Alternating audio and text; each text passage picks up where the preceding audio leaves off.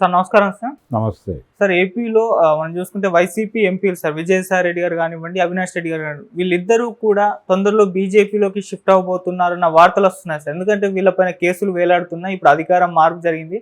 ఖచ్చితంగా వీళ్ళని జైల్లోకి పంపించే ఆలోచనలో అయితే ఉన్నారు. అందుకోసమే ముందు జాగ్రత్తగా బీజేపీలోకి వెళ్తే ఎటువంటి బాధ ఉండదు, అందుకే షిఫ్ట్ అవుతున్నారు అన్న వార్తలు అయితే వినిపిస్తున్నాయి సార్. మరి వార్తలు నిజమవుతుంది, అవకాశం కనిపిస్తుంది అంటారా సార్? 11 మంది ఎమ్మెల్యేలతో ఆయన అసెంబ్లీలోకి ప్రవేశించాల్సినటువంటి అవసరం ఉంది.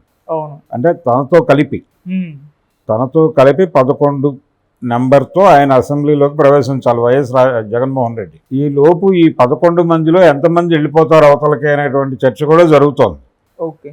అయితే చంద్రబాబు నాయుడు గారు ఈసారి ఎవరిని తీసుకునే మూడ్లో లేడు, ఎందుకంటే అవసరమూ లేదు, అప్రతిష్ట తప్ప. కాబట్టి ఎవరైనా ఉత్సాహపడి తనని అప్రోచ్ అయితే మీరు ఇక్కడ వద్దండి బీజేపీలో చేరండి ఇలాంటి సలహాలు ఏవో చెప్పే ప్రయత్నం చేస్తున్నాడు ఆయన అనే మాట కూడా ఒకటి ప్రచారంలో ఉంది ఏపీలో. దీంతో పాటు అవినాష్ రెడ్డి ఎవరితో ట్రావెల్ అవుతాడు, జగన్మోహన్ రెడ్డితో ట్రావెల్ అవుతాడా, అవడా, లేకపోతే బీజేపీలోకి వెళ్ళిపోతాడని ప్రచారం జరుగుతోంది. కానీ అది వాస్తవ రూపం ధరిస్తుందా అనేది చూడాలి. ఒకవేళ వ్యూహాత్మకంగా రాజకీయంగా తనని తాను కాపాడుకోవటానికి వెడితే, వెళ్ళటం వలన అతను రక్షణ పొందితే,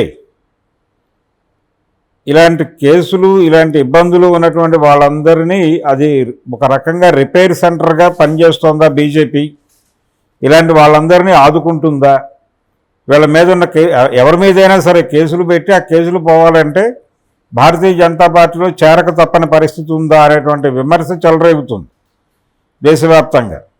ఎందుకంటే జగన్మోహన్ రెడ్డి అవుట్రేట్గా ఆయన భుజాన వేసుకుని మాట్లాడాడు ఎన్నికల సభల్లో. అవినాష్ రెడ్డి అనే పిల్లాడు అన్న మాట వాడాడు ఆయన, పసివాడు అన్న లెవెల్లో మాట్లాడాడు. ఆ పసివాడు, ఆ పసికందు ఆయన ఇచ్చినటువంటి ఇంటర్వ్యూలు చూసి ఇంప్రెస్ అయ్యి నిజమే కదా అతను చెప్తోంది, అనవసరంగా అతని మీద దాడి చేస్తున్నారు అని బాధపడి మీ ముందుకు వచ్చి చెప్తున్నాను అని అన్నాడు ఆయన, ఎవరు, జగన్మోహన్ రెడ్డి. సో ఇది ఒక నెరేటివ్ మార్కెట్లో ఉంది. ఇంతగా తన్ని ఓన్ చేసుకుని భుజం మీద కూర్చోబెట్టుకున్నటువంటి జగన్మోహన్ రెడ్డి నుంచి ఆయన వాళ్ళతో ఘర్షణ పడవు, లేకపోతే ఈ ఓటమి వైఫల్యాన్ని నేను తట్టుకోలేకపోతున్నాను, నేను నా పర్సనల్ ఇమేజ్తో గెలిచాను, నీ ఇమేజ్కి ఏం సంబంధం లేదు ఇది అని గనక అనుకుని వెడితే, ఘర్షణాత్మకంగా వెడితే ఒక గొడవ. అంత ఘర్షణాత్మకంగా వెళ్ళే పరిస్థితి అయితే లేదు అక్కడ. వ్యూహాత్మకంగా ఒకవేళ వెడితే, అంటే తనని తాను కాపాడుకోవటానికి, తనని కాపాడటం తనకు అవసరం అని జగన్మోహన్ రెడ్డి ఫీల్ అయితే వెళ్ళిపో అని చెప్పి మ్యూచువల్ అండర్స్టాండింగ్ ప్రకారం విడిపోయి ఆయన బీజేపీలోకి మరో చోటుకు వెళ్ళటం ఒక పద్ధతి. అది జరిగే ఛాన్స్ ఉంది. ఘర్షణ పడి వెళ్ళిపోయే పరిస్థితి అయితే లేదు. విజయసాయి రెడ్డి కండిషన్కి వస్తే ఆయన మీద మొదటి నుంచి ఈ రకమైన ప్రచారం ఉంది. అంటే పార్టీలో ఆయనే ఆఫ్టర్ జగన్ నెంబర్ 2 పొజిషన్లో ఒక దశలో ఉన్నాడు ఆయన. ఈ మధ్యలోకి సజ్జల రామకృష్ణారెడ్డి ప్రవేశించాడు, ఆయన ప్రాధాన్యత తగ్గింది అనేటువంటి ప్రచారం జరిగింది. ఆయన మీద వ్యూహాత్మకంగా వ్యతిరేక కథనాలు కూడా వచ్చినాయి. పర్టికులర్గా ఆయన తారకరత్న అంత్యక్రియలప్పుడు కొంచెం సన్నిహితంగా ఉన్నాడు చంద్రబాబుతో. అంటే ఆ కుటుంబ సమస్యల పరిష్కారానికి ఇటువైపు పెద్ద ఆయన, అటువైపు పెద్ద ఆయన. ఆ అమ్మాయి తరఫున విజయసాయి రెడ్డి, అబ్బాయి తరఫునేమో చంద్రబాబు. దాంతో ఈ సెటిల్మెంట్ల కోసం వాళ్ళు చాలాసార్లు కలిసి కూర్చుని మాట్లాడటం ఇవి జరిగినాయి. ఈ జరిగిన క్రమంలోనే రకరకాల కథనాలు వచ్చినాయి పేపర్లలో. విజయసాయి రెడ్డి మనసు మారిపోయింది, అయిపోయింది అతను ఈ క్షణమే, ఇంకొక క్షణంలోనూ అతను టీడీపీ మనిషి అయిపోతున్నాడు, యాంటీ జగన్ అయిపోబోతున్నాడు, ఇలాగ రకరకాలుగా రాస్తారు. ఇదంతా అయిపోయిన తర్వాత అంత్యక్రియలు మొదటి 10 రోజుల క్రితం ఇవన్నీ అయిపోయిన తర్వాత ఆయన స్పష్టంగా చెప్పాడు, అది జస్ట్ ఇష్యూ బేస్డ్ స్నేహమే తప్ప నేనేదో తెలుగుదేశంలో చేరుతున్నానని రాస్తున్నటువంటి రాతలు తప్పు, వాటిలో ఎంత మాత్రమూ వాస్తవం లేదు అని చెప్పాడు ఆయన. చెప్పి అప్పటికే జరగాల్సిన నష్టం జరిగిపోయింది అక్కడ.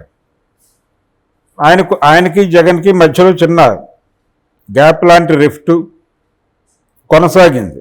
అటువంటిది ఏమీ లేదు అని ఇద్దరూ చెప్పారు. కానీ ఒక గ్యాప్ అయితే మెయింటైన్ అయింది. గతంలో విజయసాయిరెడ్డికి ఇప్పటి విజయసాయిరెడ్డికి తేడా ఉంది. సజ్జల ప్రవేశానంతరం, సజ్జల యాక్టివ్ రోల్ తీసుకున్న తర్వాత విజయసాయిరెడ్డి కండిషన్కి తేడా ఉన్నమాట వాస్తవం. ఆ పార్టీ కేడరే చెప్తారు ఆ విషయం. కాబట్టి ఆయన బీజేపీతో కూడా సన్నిహిత సంబంధాలు ఉన్నాయి. ఆయనకి నేరుగా మోడీతో వెళ్ళి మాట్లాడుకోగలిగినటువంటి యాక్సెస్ ఉంది ఆయనకి. ఎంపీగా ఉండటం వలన సాధించినటువంటి పరిచయాలు. వెళ్ళదలుచుకుంటే ఆయనకు అక్కడ కూడా పెద్ద ఇబ్బంది ఏం లేదు. ఒక రకంగా రెడ్ కార్పెట్ పరిచి ఉంది అక్కడ. వస్తే రాని, ఎంతమంది వస్తే మంచిది అన్న ధోరణిలో వాళ్ళు ఉన్నారు. ఇతను ఎంపీ ఏం కాదు, ఇప్పుడు కంటెస్ట్ చేశాడు, పార్లమెంటుకు కాదు, ఆయన శాసనసభకే పోటీ చేసి ఓడిపోయాడు, అయిపోయింది, ఆ కథ ముగిసింది. కాబట్టి ఇప్పుడు ఆయన బయటికి వెళ్ళిపోయినా, వేరే పార్టీలో చేరినా వాళ్ళకి ప్రయోజనం లేదు, వీళ్ళకి ఏమీ లేదు. కాకపోతే ఇక్కడ ఉంటే స్పోక్స్ పర్సన్గా ఆయన ఏదో మాట్లాడుతాడు. మాట్లాడటం ద్వారా పార్టీకి ఒక వెన్నుదన్నుగా నిలబడి తిరిగి రేపు ఎన్నికల సమయానికి సీన్ మారచ్చు. ఇదే సన్నివేశం రిపీట్ అవుతుందని గ్యారంటీ ఏం లేదు కదా. 151 రిపీట్ కాకుండా 11కి వెళ్ళింది కదా. ఓకే, ఈ 11 కనీసం 111 అయితే వచ్చేసారి అధికారం వస్తుంది కదా. ఈ హోప్తో ఉండాలి పొలిటీషియన్ ఎప్పుడైనా సరే. అయిపోయింది ఈ రోజుతో ఖతం అని అనుకుంటే ఇక ముందుకెళ్ళటం అనే ప్రశ్నే ఉండదు. ఓకే, ముందుకు వెళ్ళాలి అనుకున్నప్పుడు ఈ రోజును మర్చిపోవాలి. ఈ రోజు నుంచి గుణపాఠాలు నేర్చుకుని అవి విడిగా పెట్టుకుని దీన్ని పక్కకి నెట్టేసి ముందుకు వెళ్ళిపోవాలి. అలా ముందుకు వెళ్ళమని ఆల్రెడీ ఆయన కూర్చోబెట్టి చెప్పాడు అందరికీ జగన్మోహన్ రెడ్డి. అందులో భాగంగానే ఈ దాడుల మీద నిరసన కార్యక్రమాలుగా మొదలవుతున్నారు. ఈ టైంలో విజయసాయిరెడ్డి పార్టీని వదిలేసి వెళ్ళిపోతే అది ఒక రకంగా ద్రోహం కిందకు వస్తుంది. ఓకే, ఆ ద్రోహం చేయడానికి సిద్ధంగా ఉన్నాడా, ద్రోహం చేసి వీళ్ళకి ఎదురుపడి నిలబడగలిగిన స్టామినా కానీ లేదు, వీళ్ళ మీద బలమైనటువంటి విమర్శలు పెట్టేటువంటి ఇష్యూస్ ఏమైనా ఆయన దగ్గర ఉండాలి. ఈ రెండిట్లో ఏది జరిగినా ఆయన ఆ పని చేయవచ్చు, కానీ ఆ పని చేస్తాడని నేనైతే అనుకోవడం లేదు. సార్ జగన్మోహన్ రెడ్డి గారే అంటే తన దగ్గర ఉన్న 4 ఎంపీలని బీజేపీలో చేర్చి మీ దగ్గర ఉంచుకొని మీకు అవసరం పడుతుంది, ఎందుకంటే మీకు ఇప్పుడు అవసరం కాబట్టి నన్ను కేసుల నుంచి రక్షించండి అని చెప్పే అంటే ఇటువంటి పాసిబిలిటీ కూడా కనిపిస్తుందని వార్త ప్రచారంలో ఉంది సార్. అది చేయవచ్చు, తన చర్మాన్ని కాపాడుకోవడానికి చేయవచ్చు. ఇప్పుడు 4 ఎంపీలు బీజేపీ కాంపౌండ్లోనే ఉంటారనే విషయం కొత్తగా ఎవరు చెప్పక్కర్లా, అది డిజైన్డే. ఏపీలో ఎవరు గెలిచినా ఒక కాంగ్రెస్ తప్ప ఎవరు గెలిచినా ఎంపీలుగా అవి మన కాంపౌండ్ జీవాలే అనే విషయం వాళ్ళకి తెలుసు. అందుకనే కాంగ్రెస్ పార్టీకి 1-6 సీటు ఎడ్జ్ ఉన్నటువంటివి కూడా రాకుండా పోయినాయి. ఆ క్లారిటీ ఉంది వాళ్ళకి. ఓకే, అందుకనే టోటల్గా ఆ పార్టీలని అలా నిర్వీర్యం చేయటం అనేది వాంటెడ్గానే జరిగింది. అందుకని అది మనం అనుకున్నట్లుగా లేదు సన్నివేశం. Thank you so much sir. Thank you.